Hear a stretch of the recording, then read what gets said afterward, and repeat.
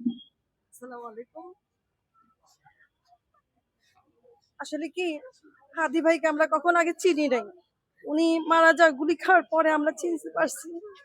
উনার বক্তব্য ছিল ন্যায় প্রতিষ্ঠা, অন্যায়ের বিরুদ্ধে কথা বলা। সে যে দলেরই হোক, আওয়ামী লীগের হোক, বিএনপির হোক, অন্যায় যে করবে তার শাস্তি হবে। এবং আমি একটা পরিবারে একটা কর্তা, তার 10টা ধরেন বাচ্চা, কোনো বাচ্চা আলেম হবে, কোনো বাচ্চা জালেম হবে, কোনো বাচ্চা ধরেন যে চুরি করবে, কোনো বাচ্চা নেশাগ্রস্ত হবে। ওই কর্তৃপক্ষের দায়িত্ব, ফ্যামিলি মেম্বারের কর্তৃপক্ষের দায়িত্ব তার সন্তানগুলোকে মানে রক্ষণাবেক্ষণ করা। যে নেশাগ্রস্ত তাকে কাউন্সিলিং করো, যে জালেম তাকে আইনের আওতায় আনো।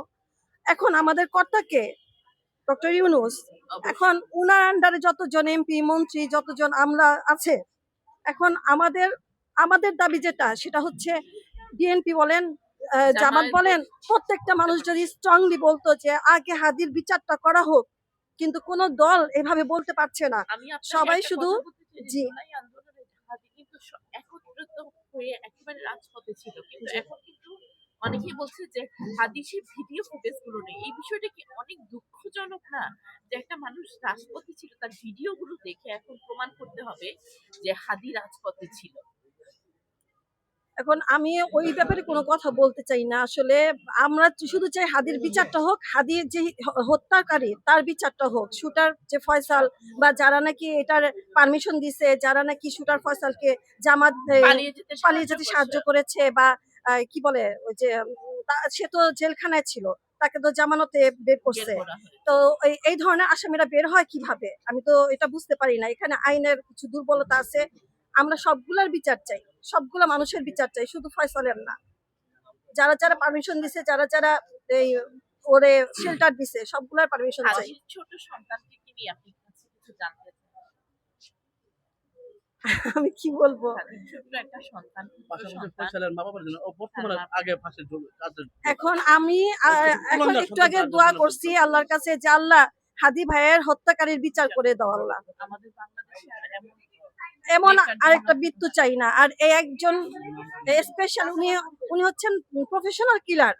একজন মানুষকে চলন্ত অবস্থায় গুলি করতে পারে না, নিশ্চয়ই উনি আগের থেকে এক্সপিরিয়েন্স ছিল। আমার কাছে একটা ভিডিও আছে, এই ভিডিওটা হচ্ছে 2022 সালের। সেটা সে ফয়সাল টিকটক করছে, আপনার চ্যানেলে আমি দেখাইতে পারি ভিডিওটা।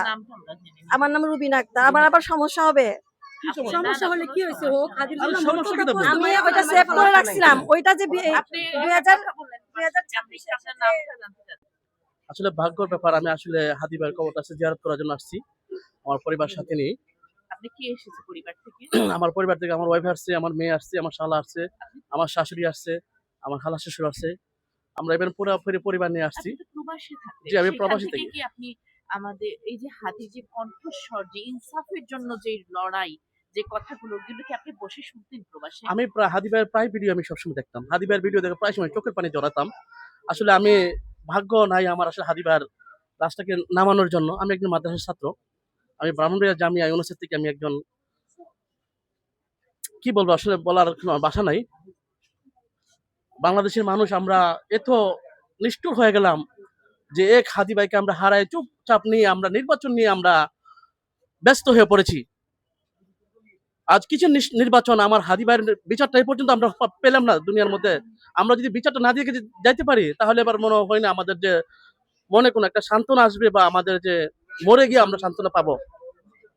আমি এটাই জানাচ্ছি বাংলাদেশের বর্তমান যে আমাদের প্রধান উপদেষ্টা অন্তর্বর্তী সরকার ডক্টর ইউনূস সাহেবকে দ্রুত আমাদের হাদি ভাইয়ের বিচার আগে হোক, তারপরে আমরা নির্বাচন নিয়ে আমরা পাও বেড়াই। আর বাংলাদেশের যত নরনারী এবং বিশ্ববিদ্যালয়ের ছাত্রছাত্রীরা, তাদের প্রতি আমার রেসপেক্ট এবং সালাম। তাদের জন্য আমরা নতুন একটি বাংলাদেশ পেয়েছি, তাদের পাশে সবসময় আমি আছি। এবং আমি একজন ব্যবসায়ী, আমি এক্সপোর্ট ইম্পোর্ট করি আমি গার্মেন্টসের সাথে।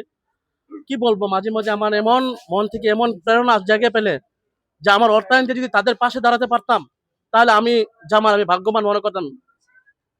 এ পর্যন্তই আমি। আসসালামু আলাইকুম। আমার জন্য সবাই দোয়া করবেন। আর আমার শালা একজন বুয়েটে পড়ে, ও আসছে আমার সাথে। বাদিন কোথায়?